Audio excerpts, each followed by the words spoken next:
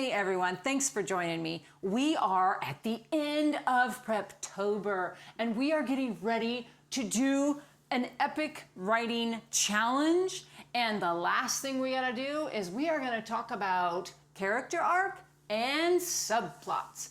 And so what is character arc? Character arc is your character's journey from the beginning of the story to the end. It's the transformation. It's what happens to your character in this story. And so what you have to do is, what I recommend is that you get the character. What's for dinner? I'm hungry. Guys, do you see what I'm doing? Sorry. Okay, sorry about that, everyone. Okay, so what you want to do is you want to get the character interview sketch, and I'll put the link to that in the description. And you fill that out on your character. And once you do that, you are going to find out what your character's wants are, what they need, what their goals are.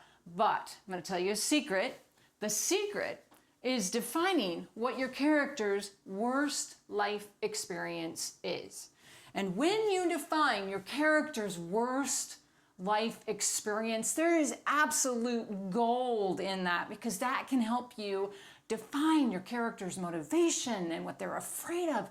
It's gold, I'm telling you.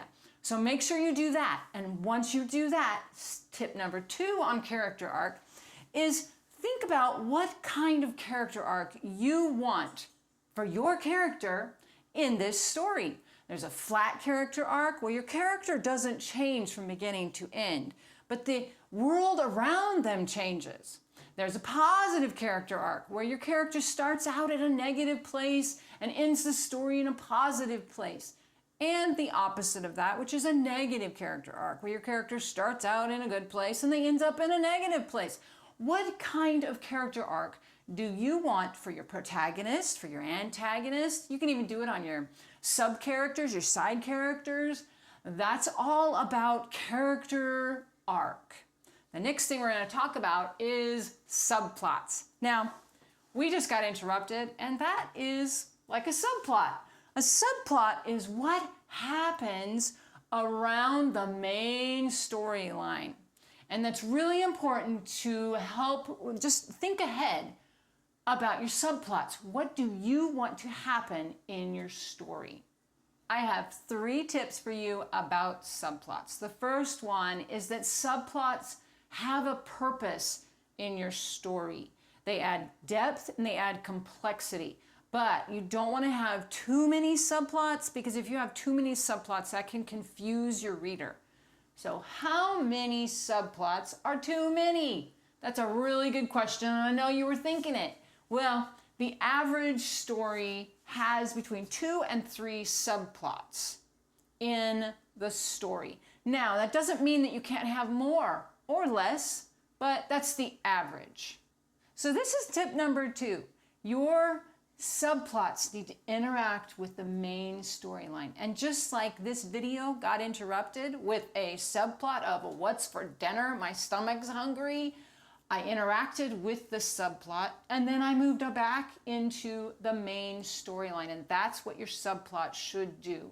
It should interact and intersect with your main storyline. And tip number 3 on subplots is that good subplots are not just separate storylines that happen to be in the story.